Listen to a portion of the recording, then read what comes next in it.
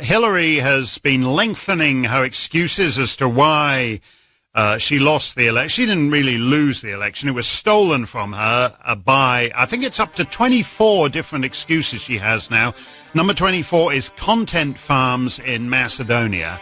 And as I said, my grandfather was a Macedonian content farmer, and we often think about, gathering on the porch and recalling the old days on the Macedonian. He never thought that the old content farmers he left behind in Macedonia would one day steal the U.S. presidential election. They are gnarled, hardworking Macedonian peasants. And welcome to episode 11 of the Macedonian Content Farmers Podcast.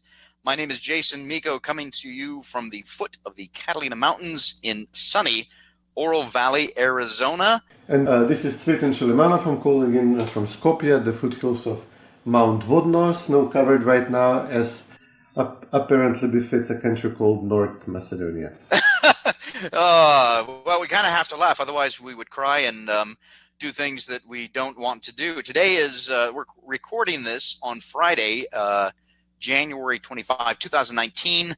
The Greek Parliament has, Alexis Tsipras, the Prime Minister, has cajoled and coerced enough members of Parliament into passing the so-called Prespa Agreement.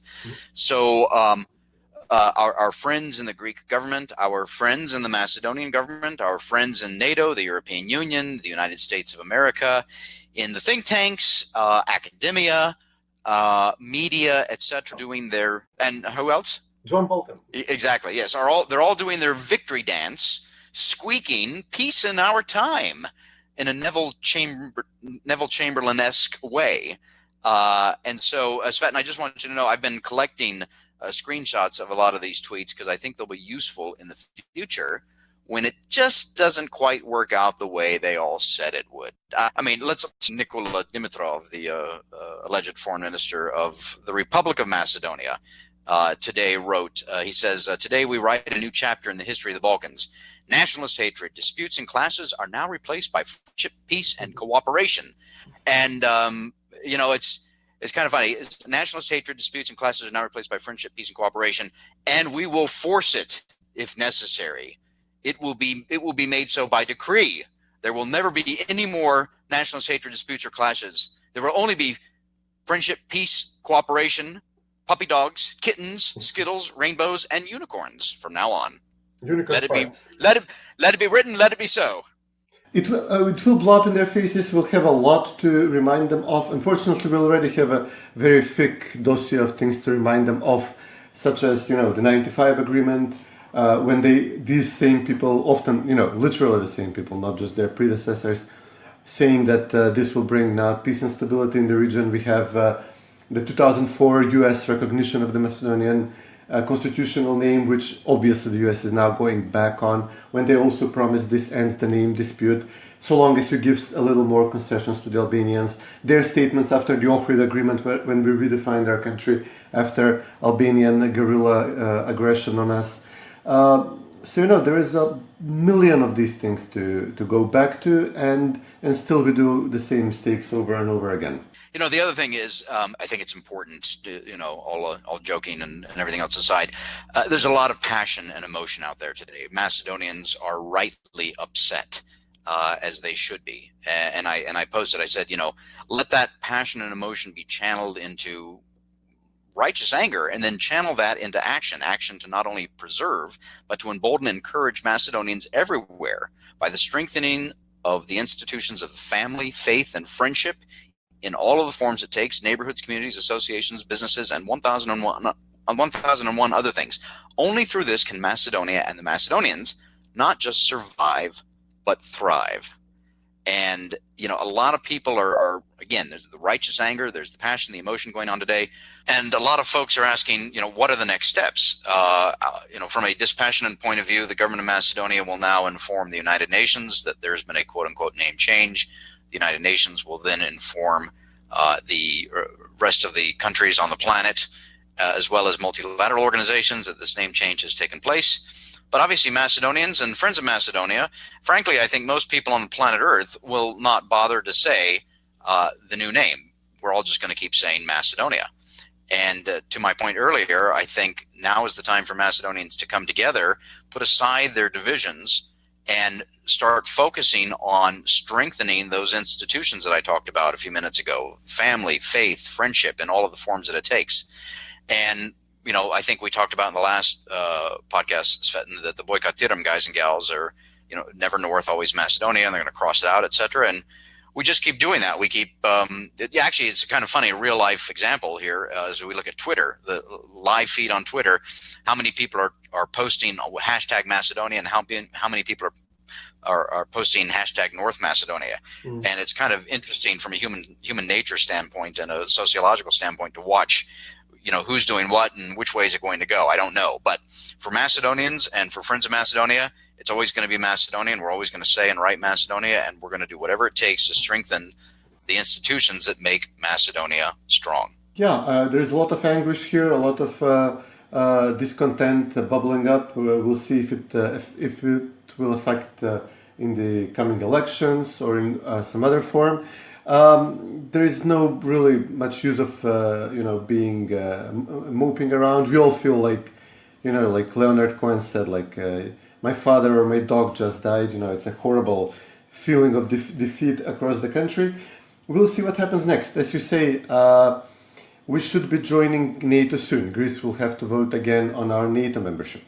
What happens afterwards? Once we get the NATO veto power, would the U.S. embassy here, the European politicians, still be powerful enough and able and willing to continue controlling Macedonian political developments to the minute? They're literally selecting who will get to be the opposition member of parliament at this point, who will get to be the pretend Russian in the story, etc.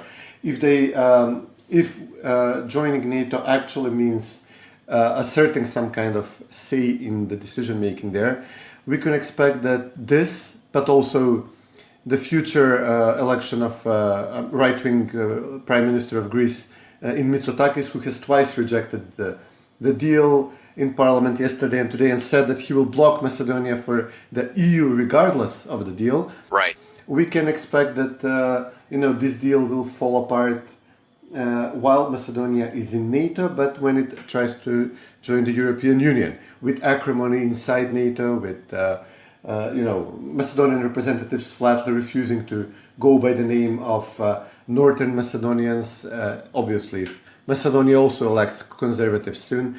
So, this is one potential path, where we'll make the bastards who did this to us pay from the inside.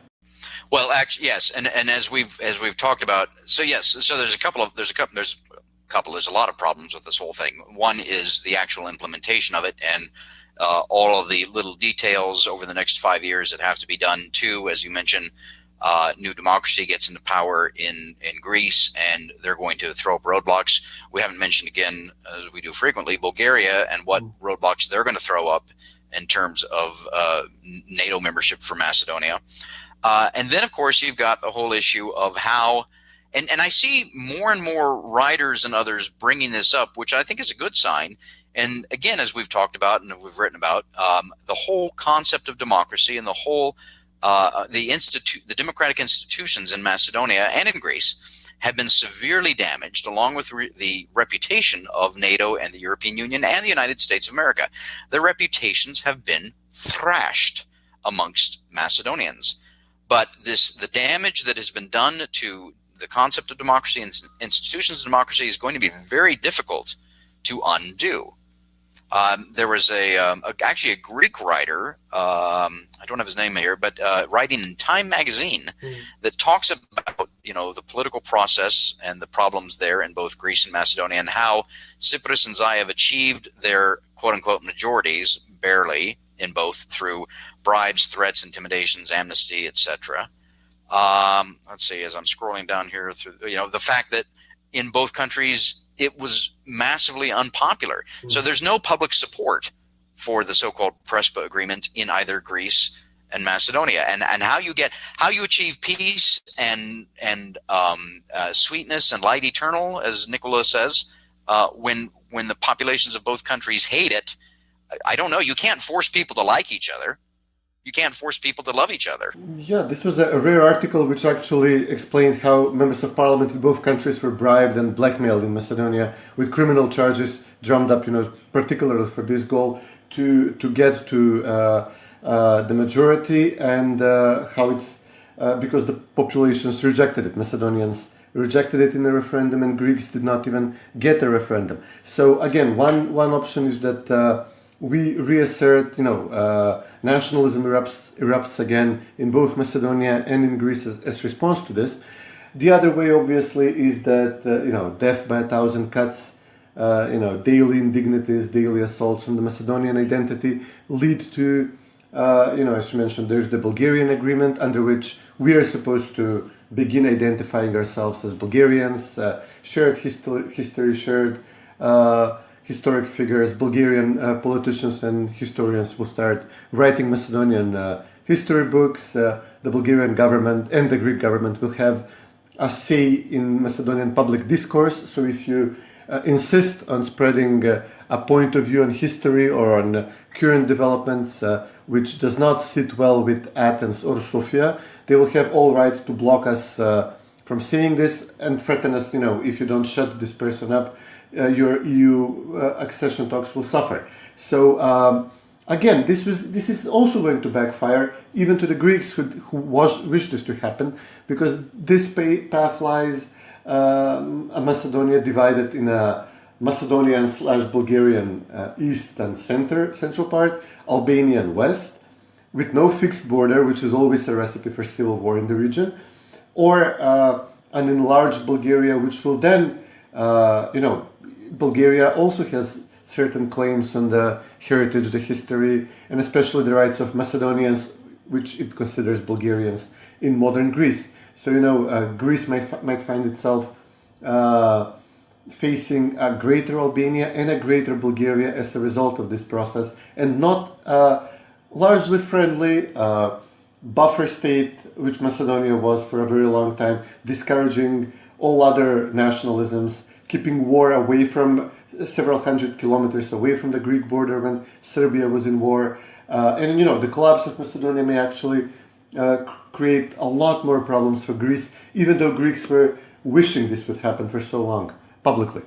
And thank you, Cvetin. You bring up a very good point about nationalism. I was just alerted an hour ago to an article in the UK's Guardian today, signed by 30 quote-unquote top intellectuals decrying quote-unquote nationalism. And they actually write, well, two things. First of all, the title of the article, "Fight for Europe or the Wreckers Will Destroy It," which I find fascinating because wrecker is a Soviet-era term to decry nationalists.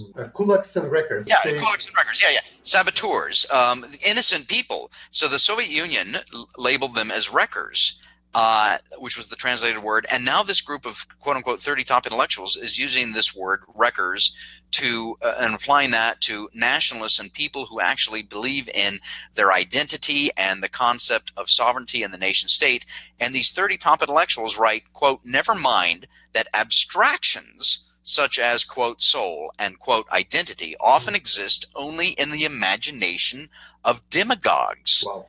So these 30 top intellectuals are believing that identity is an abstraction and it's only in the imagination of a demagogue. And I find that just incredible. They must all be atheists, number one.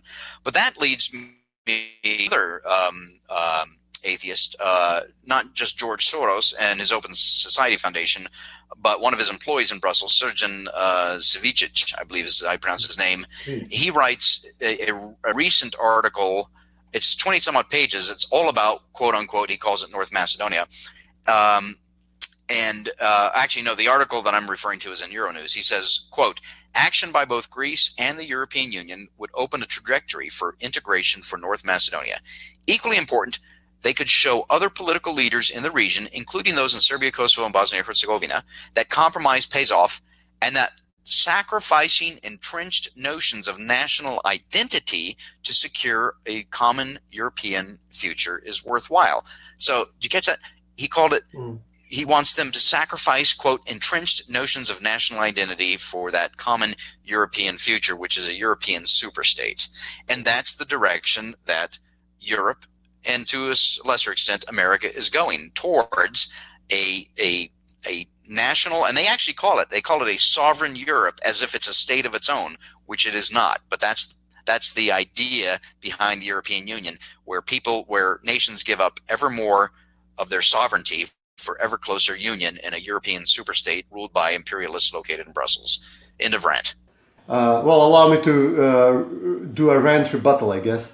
Yes. There was first you mentioned the saboteurs, the kulaks, and all those expressions. In Yugoslavia, the communists would say "podmeću klipove u točkove našeg razvoja."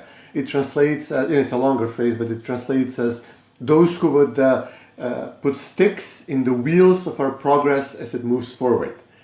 And, it's great on many levels because, as you always say, they see themselves as, and Nikola Dimitrov sees himself as inexorably driving always forward, and they know the destination. And, all of us in the back shouting, "You missed an exit, you're going to crash us into the overpass," etc. Well, shut up. What do you know? But it's the same people who used to say these kinds of things about kulaks, saboteurs, and this Serbian language phrase that are now the ones who insist that the EU, the NATO, is the path forward. This incarnation of EU and NATO, and with their top-down bureaucratic approach. Again, these people their supporters here are absolutely philosophically, morally, completely grounded in the wrong. And I had some people on the other hand quip at me that all of a sudden I'm on the same page with Greek nationalists who consider me a subhuman, who would call me a gypsy Skopjan, Tzigano Skopjan, etc. Who would try to humiliate me any chance they got. And then you have Panos Kamenos. He's on in the Greek parliament with a picture of Zaev and Soros in Davos. Obviously, they met. Where else would they meet? And he says this is the background of what they're pushing: post-national, multicultural, open society of no borders, no nations. Ethnicity and nation state is a social construct, as Cvetin says, etc. And people tell me, well, you're on the same side with Kamenos, who considers you a smelly subhuman. But I have a turf fight with Kamenos. I have a turf fight with other nationalists who, some of them would tweet at me approvingly, and actually somebody even invited me to the protest in front of the Greek parliament. We do not argue on the principles. We agree that there's supposed to be a nation state with defined borders. I suppose, obviously Kamenos is far out there, but if you look at the New Democracy, we agree that family is important. We agree that this nation state should have a free economic model, etc. We only disagree on whether the border should be drawn at Mount Olympus, at Litochoro, or if it should be drawn just south of Bitola and south of Gevgelia, as it turned out once they occupied the region. We take the lefties in Greece. I have a profound moral and ideological disagreement with them. They do not believe in nations. They do not believe in families. They do not believe in God. They would throw it all out the window, but they're marginally nicer to me. They're marginally less prepared to insult me to my face than the Greek right-wingers were.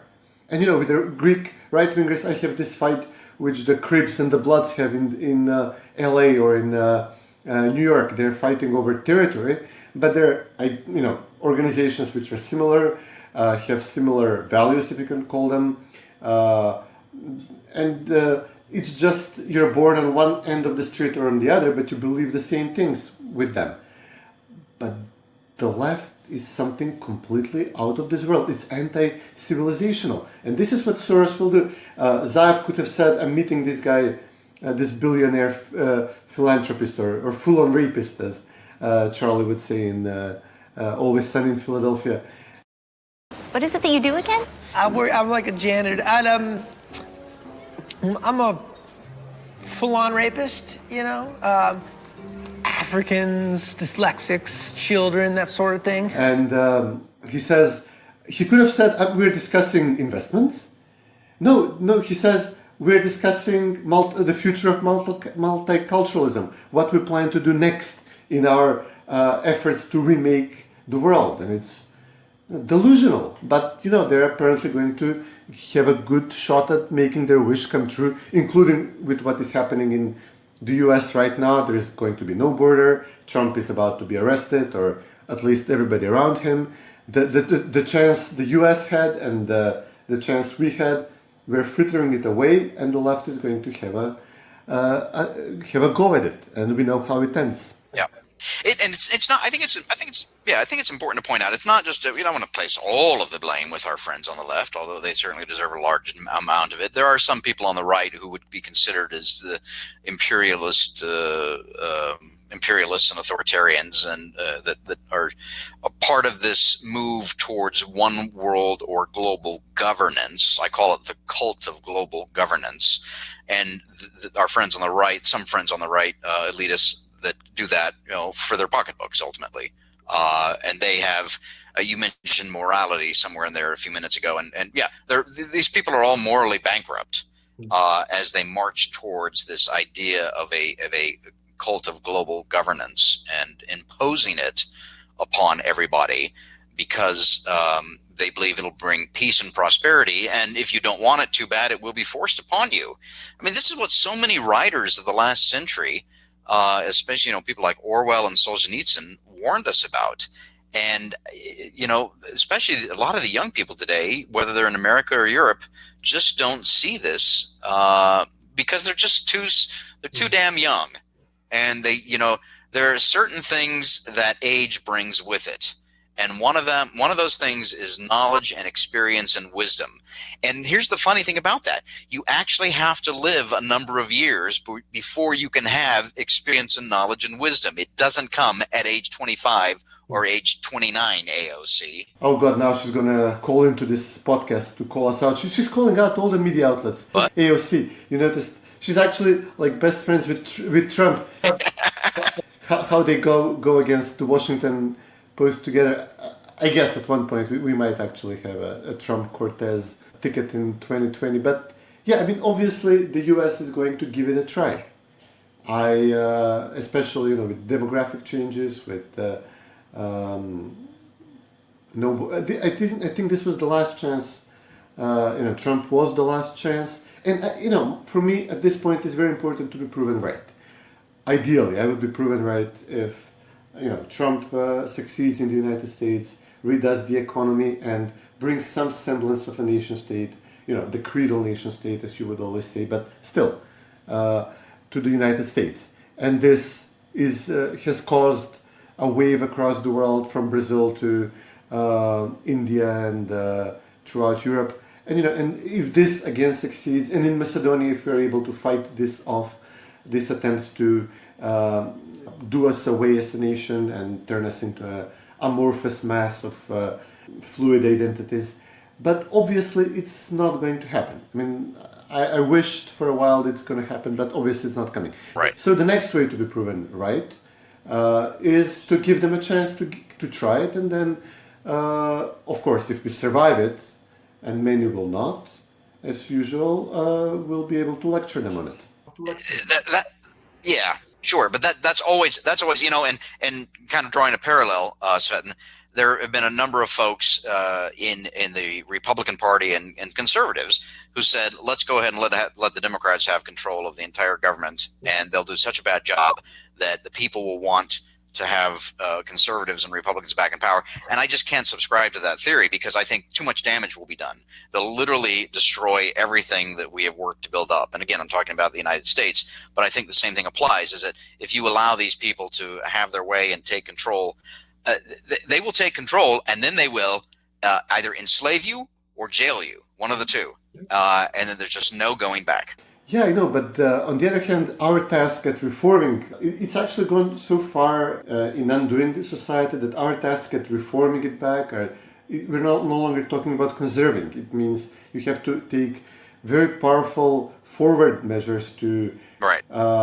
privatize the retirement system, reprivatize, or in your case, or in our case, privatize healthcare, restore some kind of family life, which is obviously beyond the power of any elected politician.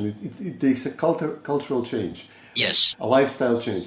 So, it's not going to happen. I mean, for a while, Gruevski had us thinking that we're going to have a properly functioning free market nation state in the Balkans, while, thousands of kilometers to our west, throughout Europe, some of the most important cities of Europe are redoing themselves,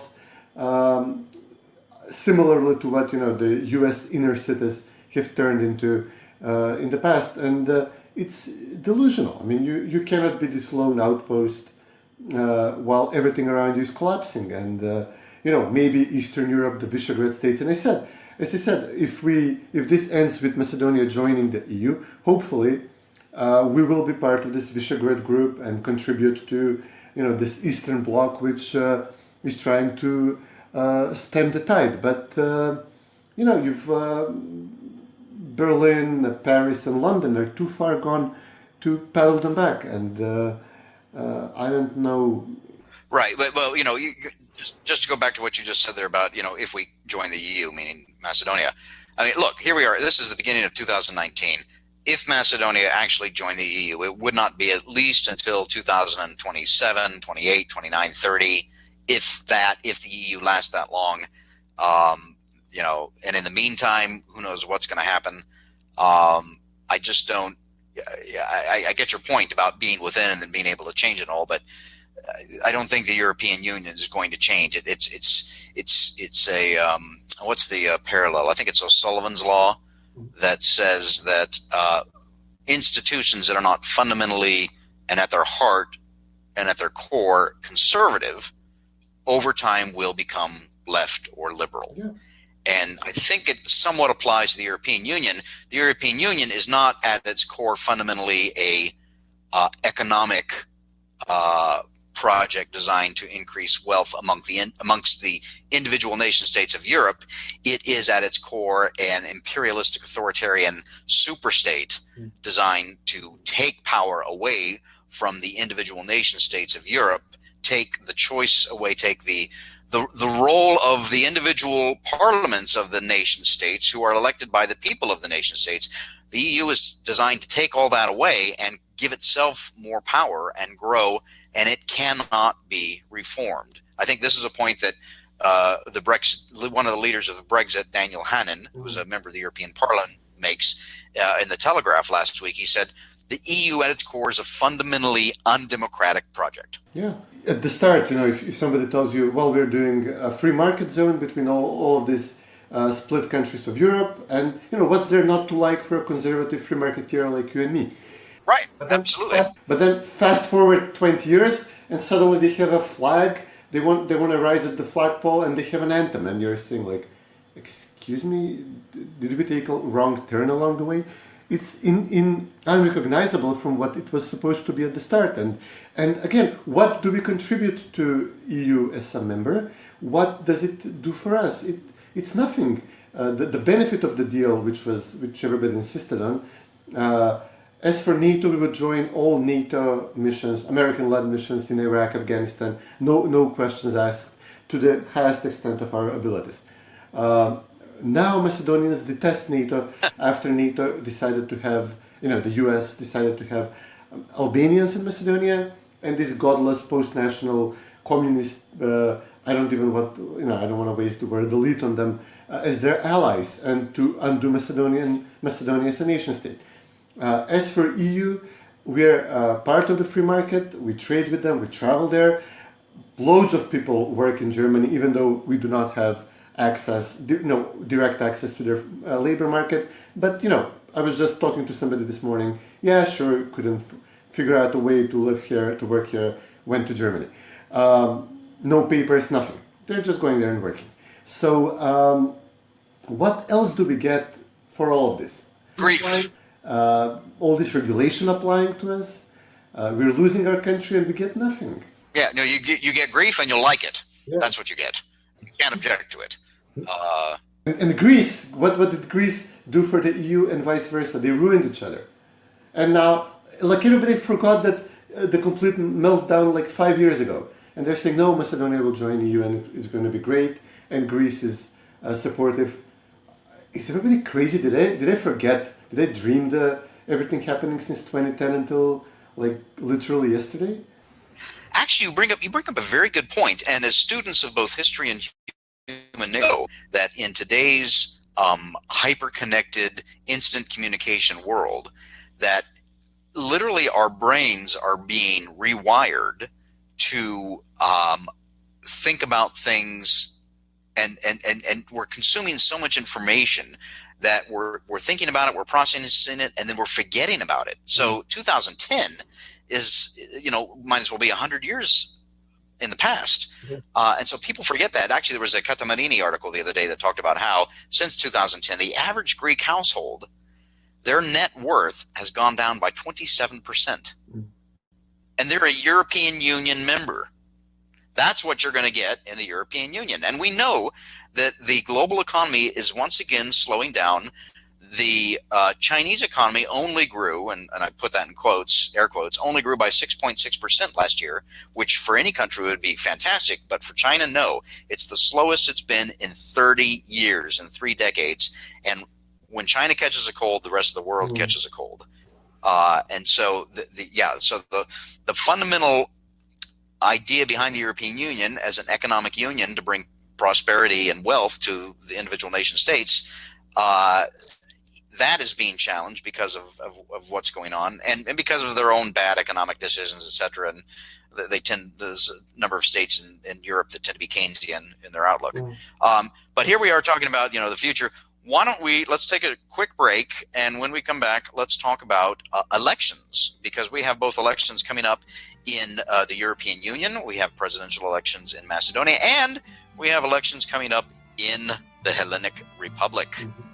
We're going to take a quick break. This is the Macedonian Content Farmers Podcast. We'll be right back.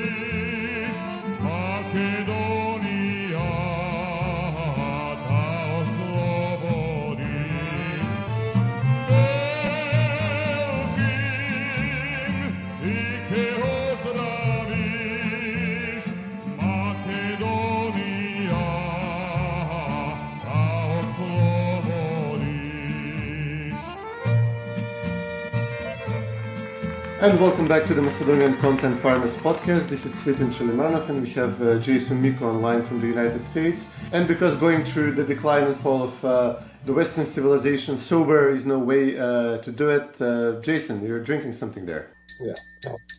Yeah, well, during the break, I ran into the kitchen, and mastica is the official drink of the Macedonian Content Farmers Podcast. This week, here. I am drinking a lovely glass of Tchaikovsky mastica. There aren't a lot of producers of mastica in the Republic of Macedonia, but this one, Tchaikovsky Wines and Spirits, little village Krnjevo right outside of Kavadarci. My friend Biljana, her father makes this, and this is just. Can you smell that? Absolutely. No, you can't. You can't. This is a podcast. You can't. But let me just taste this.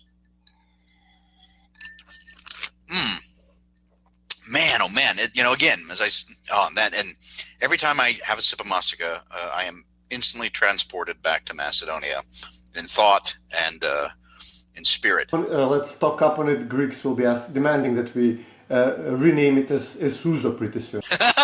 They're flying. Well, I'm looking at my bottles of Grozd Mastika and Trakovsky Mastika, and they both say "Made in Macedonia" or "Product of Macedonia," and I'm just wondering, when will the stormtroopers of the Zaev government come in and demand that they relabel those products? But anyway, that's another subject for another time. We said we were going to come back and talk about elections. Let's do this in a calendar order. And since the Greek elections could be as soon as March or as late as October, and I think that the fact that Tsipras got the Prespa agreement through Parliament in the fashion that he did, through strong-arming folks, we don't know the extent of bribery and corruption. I'm assuming it's even greater than the degree to which it was in Macedonia. But he's going to suffer. And a lot of people have said he's going to suffer, and everybody knows that, and he knows that, and Mitsotakis at New Democracy knows that. So they could have elections as soon as March, I think, and the expected outcome is what? Is New Democracy to be the new government of Greece, correct? So then the only question is, when New Democracy wins, do they have 150 plus seats out of the 300 unicameral legislature, or do they have to do a coalition with somebody? That's going to be the big question. And I think we see. I think she's angling to come back as foreign minister. Dora the Explorer, Dora Bakianis, coming back. She's already been foreign minister once. I think she wants to come back again. She's pushing for some she's a hardliner. International position at this point, I suppose. Oh, is she? I think Okay, we're going all to right. get kulaks. Okay, all right. Well, yeah. So anyway, so Greek elections coming up soon. Macedonian elections. I understand that the two main parties, Citizen and Vumro Depamene, are both. At least Vumro has a transparent process in place. And correct me if I'm wrong. Whoever wants to run has to say they want to run by the end of this month, and then middle of next month, February, there will be a Congress to choose that candidate. Is that correct? Yeah, absolutely. So far, we have one candidate. Vlatko Đurčev is out and running. He's a strong conservative. He's a good Macedonian patriot. He was leading protests and organizing for Macedonian issues since he was in high school. I know him since those days, and and also married to an American, exceptionally attuned to the American conservative scene. He is certainly one option we could look into, depending obviously which scenario begins to develop in Macedonia. Do we try to make the best out of this, or is this going to go south? He could be useful either way, honestly, in my opinion. So far, no other candidate has announced a nomination, and they would have to hurry up if anybody wants to challenge Vlatko for this. Yeah, well, I know Vlatko has been, and Vlatko's been a friend of mine since 96, 97. So I've known him for over 2 decades, and I agree with you. I think he's smart. He knows the system. He's conservative. He's pro-life. He's pro-family. He loves Macedonia. He will defend Macedonia. I will certainly. I would support him if I could vote there. I can't. And as you said, he's the only one out there. But he's also getting support from other figures in Macedonia asking for support, which is what you do when you're running for office. You ask for support.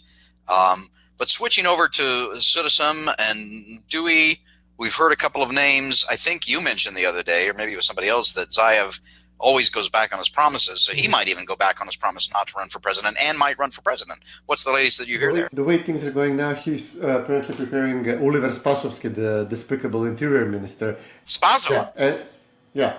Proliver, as we call it. And he would be basically the Zaev candidate in this race. But Nikola Dimitrov is giving interviews left and right, trying to capitalize on this big win as he sees it. So he would obviously, this would not sit well with him.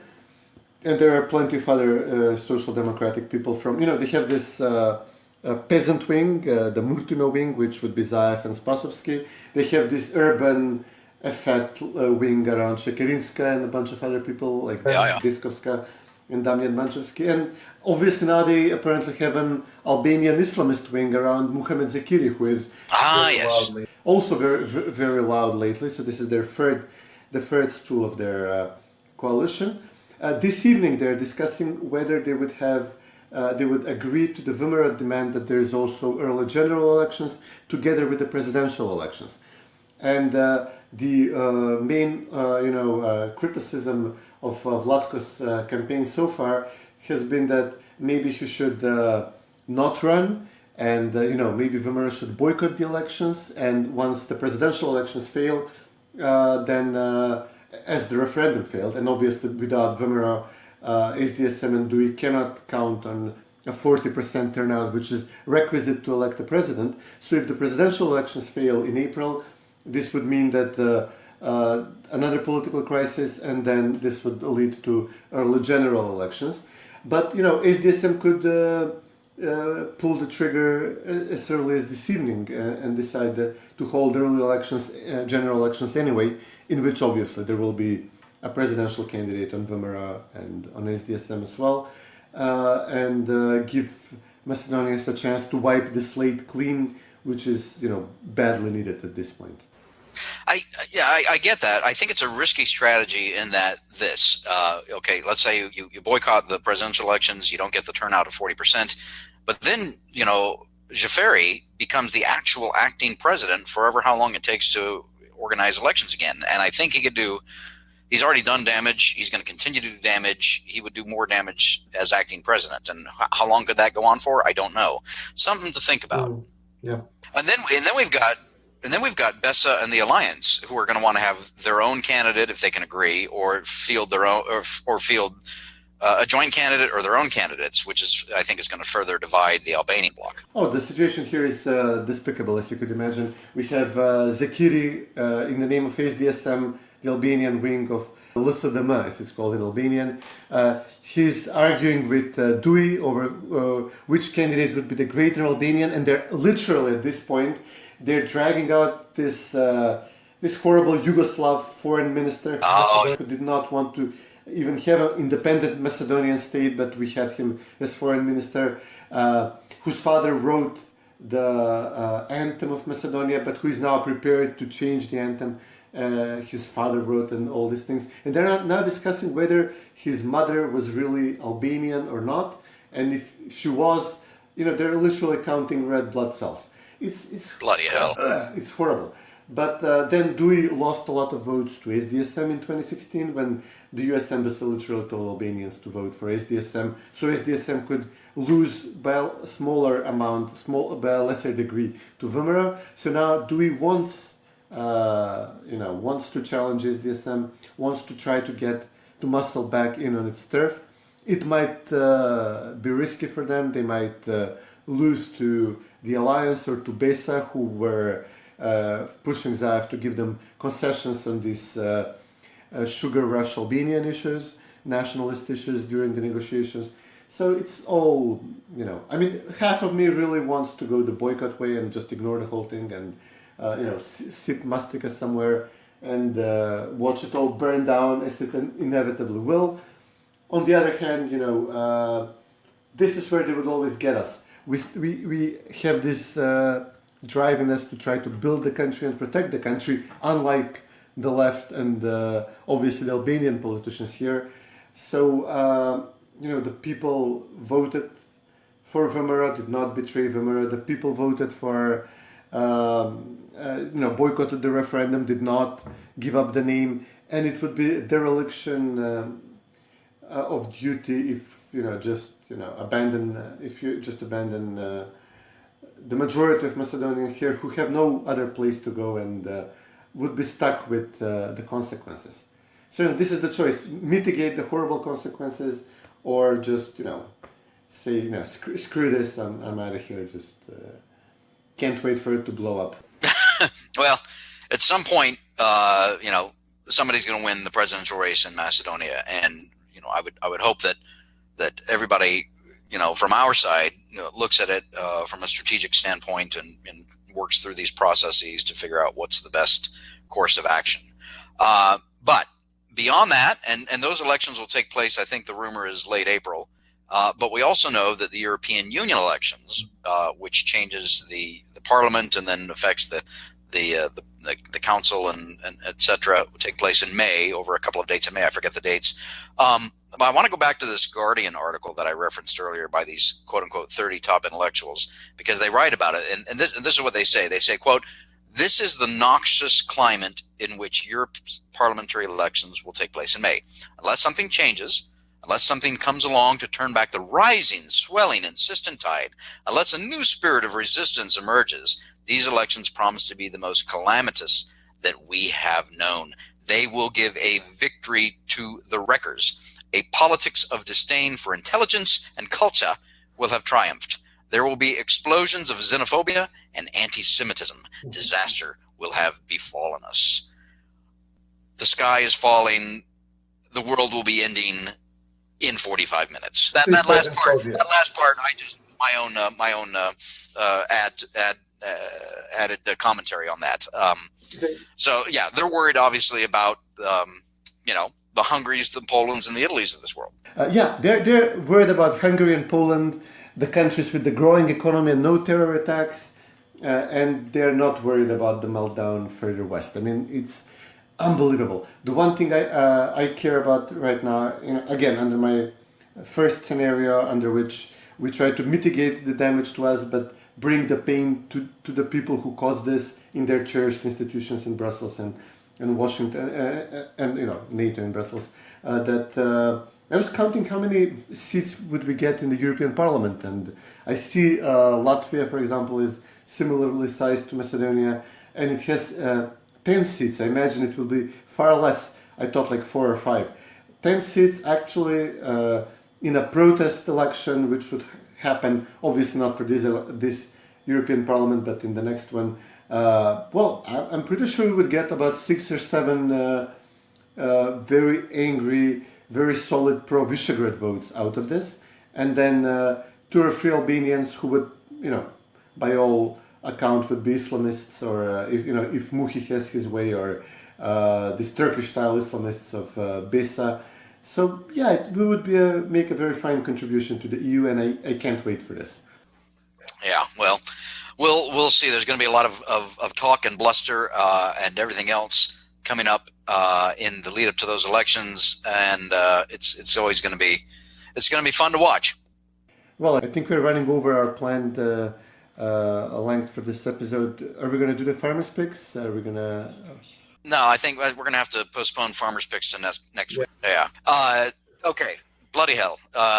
It's been great talking to you as always. I think we've covered a lot of ground. Who knows what the future holds, but we do know that it will always be Macedonia. And I know we'll be proven right, because everything the other side is pushing for runs against everything we know about human nature and how people react, and it's just going to end badly for all involved.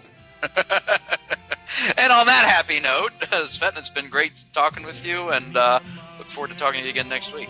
You too, buddy. Take care.